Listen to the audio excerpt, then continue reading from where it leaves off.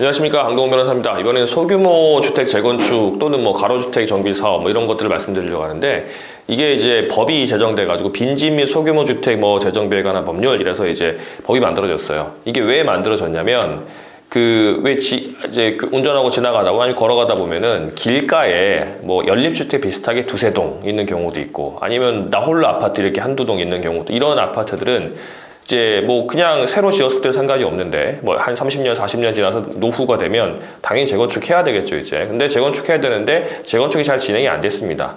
왜냐하면 수익성이 떨어지거든요. 그거 이제 용적률도 다 나와 있고 하기 때문에 다 용적률 맞춰서 지어봤자 일반 분양이 많지가 않으니까, 일반 분양을 해야지 수익이 나서 이제 기존 주민들도 추가 분담금 낮춰가지고 새 집을 얻을 수 있을 텐데 그게 안 되고, 또 건설사 입장에서도 일반 분양이 안 되니까 뭐 기존 사람들한테 돈을 받아가지고 해야 되는데, 기존 뭐 나홀로 아파트 연립 사는 분들이 이제 경제적으로 아주 넉넉하거나 그런 분들은 아니기 때문에 비용을 넉넉하게 지불을 못하니까 건설사들도 많이 뛰어들지 않았습니다. 그래서 자 이게 그러다 보니까 이제 슬럼화가 점점 되고 있어요.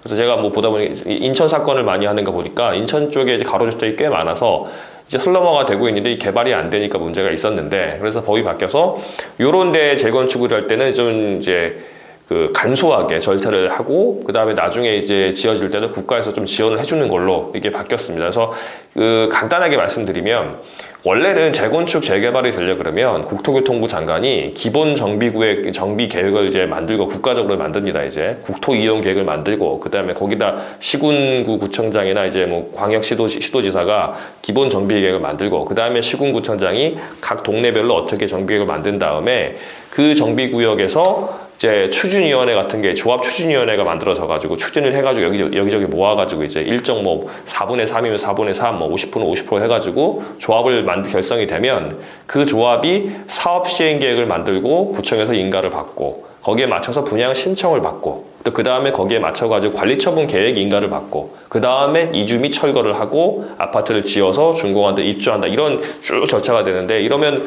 보통 한 10년 걸립니다. 많은 경우는 한 30년까지 걸리는 경우도 있어요. 이거 뭐 아파트 30년 돼서 재건축한다 그러는데 그런 경우도 있습니다.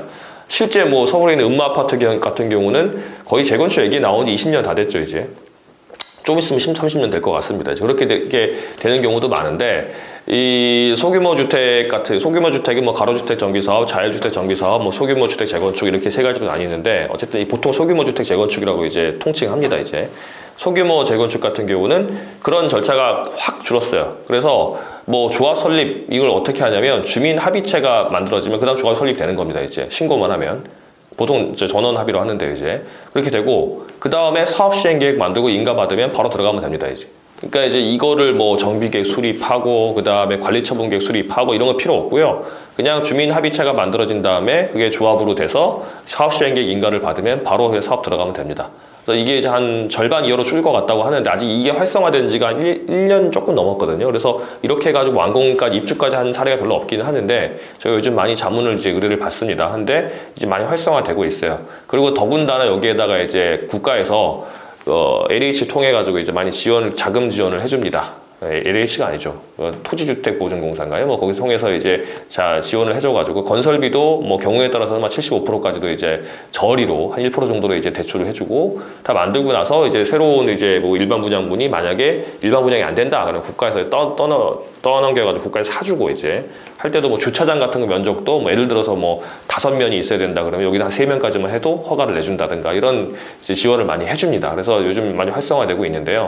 그래서 소규모 재건축할 때는 사실은 주민이 많지가 않기 때문에, 많아봤자 몇십 세대거든요. 많지 않기 때문에 이런 내용을 좀 알고 나서서 하는 분이 있어야 되고, 또 시행사가 많이 또 나서기도 합니다, 이제 개발사들이. 그러면 그 개발사들도 법을 잘 모르시기 때문에 저희한테 자문을 하시는데, 뭐 저희뿐만 아니라 잘하는 변호사한테 이제 자문을 하셔가지고 어떤 이제 유리한 점이 있는지, 그리고 그 유리한 어떤 혜택을 받으려면 어떤 절차를 거쳐야 되는지 알아본 다음에 사업을 진행하시면 훨씬 더 큰 도움이 될 것으로 보입니다.